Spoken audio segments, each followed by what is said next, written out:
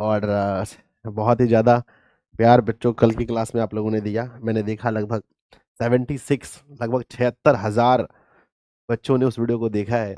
73,000 उसमें व्यूज दिखा रहे हैं। बहुत बहुत धन्यवाद आपका इतना प्यार के लिए। दर्पण का उपयोग पश्च दृश्य के रूप में होता है। पश्च दृश्य का मतलब होता है पीछे देखने के लिए हम लोग, है ना हम बच्चों पीछे देखने के लिए हम लोग किस दर्पण का प्रयोग करते हैं? तो पीछे देखने के लिए हम लोग उत्तल दर्पण का प्रयोग करते हैं।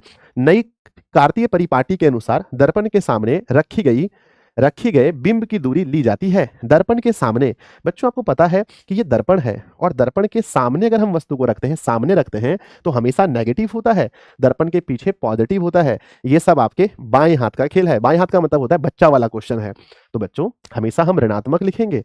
सवाल अगला आता है, किस दर्पण की फोकस दूरी धनात्मक होती है? क्या ये छोटा सवाल भी आपको बताना पड़ेगा? किस दर्पण की फोकस दूरी धनात्मक होती है? क्या ये छोटा सवाल आपको बताना पड़ेगा? नहीं गुरुदेव, उत्तल की। अगला है, किसी कार के अग्रदीप में प्रयुक्त होता है। अग्रदीप मतलब हेडलाइट में। कार के हेडलाइट में आप कार देखे होंगे, इस तरह का कार का डिजाइन होता है आगे का, यहां पर लगा होता है हेडलाइट में अवतल दर्पण लगा होता है। अगला सवाल है, समतल दर्पण की फोकस दूरी होती है। बच्चों समतल दर्पण की जो फोकस दूरी होती है वो हमेशा अनंत होती है, याद रखेंगे। अगला, अवतल दर्पण के सामने वस्तु को कहां रखा जाए ताकि समान आकार का प्रतिबिंब बने? बच्चों समान आकार का प्रतिबिंब हम लोग बहुत बार प्रैक्टिस किए हैं, एक गलती भी मत करना। समान आकार का प्रतिबिंब कहां पर पढ़ाए थे हम? तो वक्रता केंद्र पर। अगला सवाल है, दाढ़ी बनाने के लिए अवतल का प्रयोग होता है। किसी, हाँ दोनों में संबंध बताना है, क्या है? तो बच्चों पता है ना आपको कि r बराबर 2f, ये हमारा संबंध होता है, r बराबर 2f। देखिए बहुत सारे सवाल ऐसे होंगे जिसका जवाब आप नहीं दे पा रहे हैं बहुत जल्दी में, क्योंकि हम जल्दी जल्दी पढ़ा रहे हैं। बच्चों प्लीज बताइए, क्या स्पीड ठीक है? बताओ, स्पीड ठीक है? स्पीड ठीक है बोलो हाँ या ना। स्पीड ठीक है बोलो, क्योंकि अगर हम बहुत स्लो पढ़ेंगे तो हम लोग कम ही क्वेश्चन को पढ़ पाएंगे, है ना। बहुत स्लो पढ़ेंगे तो हम लोग कम क्वेश्चन को पढ़ पाएंगे, इसीलिए मैं स्पीड पढ़ा रहा हूं। अगर आप लोग बोलेंगे नहीं गुरुदेव स्पीड स्लो कर दो, तो हम स्लो कर देंगे। ठीक है, बताओ जल्दी से, स्पीड ठीक है बताओ। यस गुरुदेव ठीक है ना।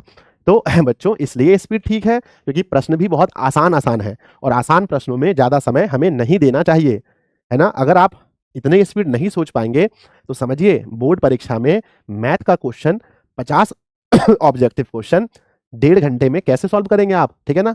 तो स्पीड को तो बढ़ाना ही पड़ेगा, स्पीड तो बढ़ाना ही पड़ेगा। ठीक है, चलिए आप लोग एक बार क्लास को सब लोग लाइक कर दीजिए बच्चों, सब लोग एक बार क्लास को पसंद कर दीजिए जल्दी से। यस गुरुदेव हमने पसंद किया। सब लोग एक बार क्लास को पसंद कर दीजिए, और एक बार सब लोग शेयर भी कर दीजिए अपने अपने दोस्तों में, है ना। सब लोग शेयर कर दीजिए। आज भी आप लोगों ने 5500 बच्चे जुड़ करके मुझे बहुत खुशी दी, है ना। लगा मुझे कि बच्चे मेरा कितना इंतजार करते हैं। सवाल नंबर 19 आता है, उत्तल दर्पण में बना काल्पनिक प्रतिबिंब होता है। उत्तल दर्पण में जो काल्पनिक प्रतिबिंब बनता है वो सीधा होता है, हासित मतलब छोटा, सीधा भी है और छोटा भी है। देखिए हमेशा याद रखिएगा, समतल दर्पण समान आकार का, उत्तल दर्पण छोटा आकार का, अवतल दर्पण सभी आकार का प्रतिबिंब बना सकता है। अगला आता है, किस दर्पण में हमेशा वस्तु का छोटा प्रतिबिंब बनता है? बच्चों छोटा तो पढ़े होंगे आप, उत्तल में बनता है। अवतल दर्पण की फोकस दूरी होती है, अवतल की हमेशा ऋणात्मक होती है, उत्तल की धनात्मक होती है, और समतल की आप बताएंगे बच्चों समतल की कैसी होती है। सवाल नंबर आता है, गोलीय दर्पण के परावर्तक पृष्ठ की वृत्ताकार सीमा रेखा का व्यास क्या कहलाता है? कम से कम 10 बार आप पढ़ चुके होंगे, ये द्वारक कहलाता है। अगला है, दर्पण सूत्र क्या है? अगर प्लस में हो तो दर्पण, माइनस में हो तो लेंस। तो 1/v plus 1/u is equal to 1/f। अगला है बच्चों, एक गोलीय दर्पण की फोकस दूरी 20 है, तो यह गोलीय दर्पण कैसा होगा? बच्चों गोलीय दर्पण की फोकस दूरी 20 है, कहने का मतलब यह है कि 20 का मतलब यह है कि प्लस में 20 सेंटीमीटर है। बच्चों अगर प्लस में है तो उत्तल होगा, ये सबको मालूम है।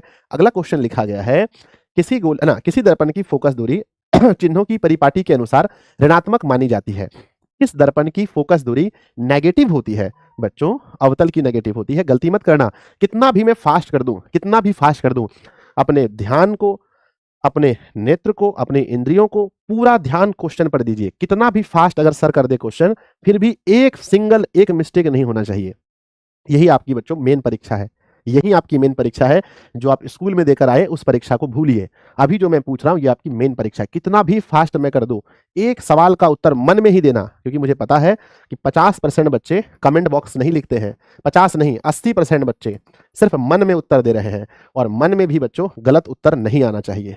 मन में भी गलत उत्तर नहीं आना चाहिए, विचार भी गलत नहीं होने चाहिए एक भी। सवाल क्या लिखा है? अवतल दर्पण में आवर्धित काल्पनिक प्रतिबिंब बनाने के लिए वस्तु को कहाँ रखना चाहिए? बच्चों, आवर्धित मतलब होता है बड़ा, और अवतल दर्पण में बड़ा प्रतिबिंब तब बनता है जब हम ध्रुव और फोकस के बीच हो। फोकस और ध्रुव के बीच हो।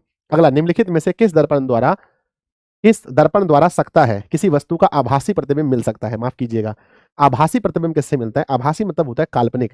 काल्पनिक हमें सबसे मिल सकता है बच्चों, डी नंबर ऑप्शन, है ना। हमेशा वाली बात नहीं है, पूछा गया है कि मिल सकता है, आप हमेशा सजग रहें, सचेत रहें, है ना। समतल से भी मिल सकता है, उत्तल से भी मिल सकता है, अवतल से भी मिल सकता है, ठीक है ना। मिल सकता है ये सवाल पूछा है आपसे।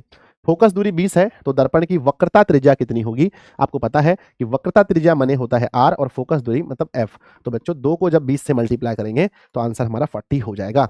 आंख, नाक, गला का जांच करने के लिए डॉक्टर किसका प्रयोग करते हैं? 2024 का सवाल है इस बार बच्चों।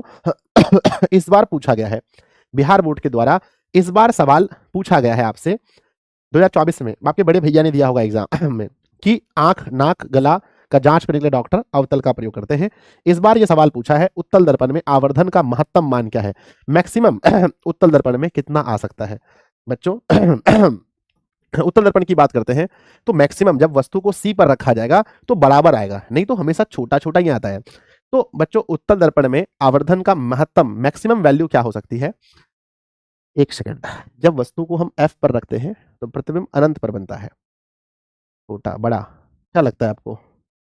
क्या लगता है बच्चों?